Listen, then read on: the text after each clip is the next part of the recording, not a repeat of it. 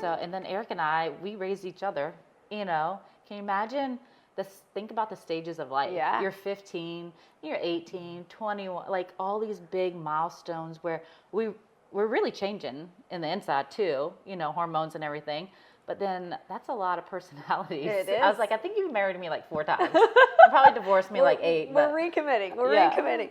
And it's true. I think a lot of people that get married young, it's like a blessing and a curse, depending on the personalities, because you have to be able to grow together. And it's hard. And if you don't, you become 2 very different people that don't really match anymore.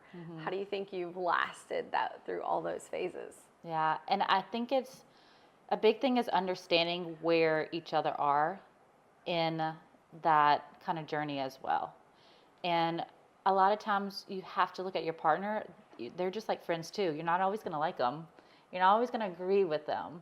But if you can have that common ground where you can empathize and be like, okay, where's he coming from? When Eric worked a 9 to 5, he had a very stressful job. He'd come in, you know, and most wives are like, you know, we've been at home all day with the kids. Maybe we want to talk and vent, but it was being selfless a lot too on both parties. Like I could tell where he would be tired but pick up some slack or bring Braden to and from football. And there's sometimes where he walked in that I could just read on him like, I just had a hard day, and I would just give him space. We would go, me and Braden would go make up something to do just to give him some downtime. I think it's just being aware of your surroundings, and a lot of time that comes with experience with age, because younger we would focus so much on like, oh, what did I do wrong? Like, why isn't he talking to me? Like, it's always about us. But as you get older, you realize it's not always about us. Like, and I'm so at peace with who I am that even if he is pissed and he wants to take it out on me, like, let it go, dude. Like, we're going to be all right at the end of the day. But I'm so at peace with who I am. I'm like, whatever's causing a little friction or whatever he might have had a bad day, it has nothing to do with me. A lot of times we overthink a lot of those situations. Well, so my grandmother's a psychologist, and I can remember her always saying, you can't let someone else's emotions control yours. Yep. And it's an easy thing to say, but it's not quite as easy of a thing to implement, especially if you're not that confident in yourself. So I think you worded that really well with being secure in yourself. And a lot of people are not, I'm sure we could like clip this up and it would go viral when you're like saying, bring it to me, I'm ready for it. You had a bad day, I'm here for that. Yep. But when we look at it, our spouses are human too. And we can think of, if you think back to when was the last time I had a bad day and I wasn't in the best mood, right? Or like maybe it already happened today. That is part of supporting each other through all of those different moments and seasons and days and tough situations. And I don't know that a lot of people say that out loud. Yeah, and it's hard, but I love that you pointed on the confidence thing. It really does take confidence in knowing who you are, you know, in that season of life, and it changes every Well, and season. it goes both ways too, right? It's really hard to support somebody in that way when they don't support you in that way. It goes... It's very mutual, yeah, because you can have, and we've had seasons of life where, like, we've had to have, where it almost didn't work. Like, it was a struggle.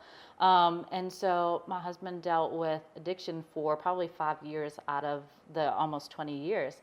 And that was a huge disconnect, physically and mentally. You know, we were down here on earth and he was somewhere else. And so that was a massive commitment to, you know, be willing to know, like, hey, this is going to be tough for the next couple of years. And I was almost selfless, and sometimes I was too selfless, almost an enabler. But I believe that we got through that, and man, to look at it now, a lot of the decisions that we make and who I am as far as that confidence and that peace came and derived from that struggle.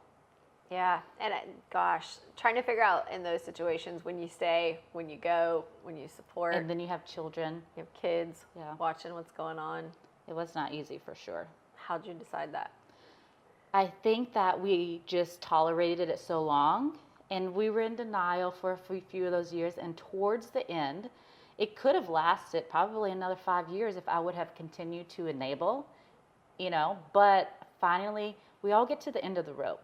And even though we try our best to make something work or get someone help, they have to want it for themselves. So at that point, I just kind of started isolating, started taking care of me, started building that inner peace and confidence and doing things that I knew that was going to build my future and not always rely on him. He sensed that. And I think he got tired of his own crap.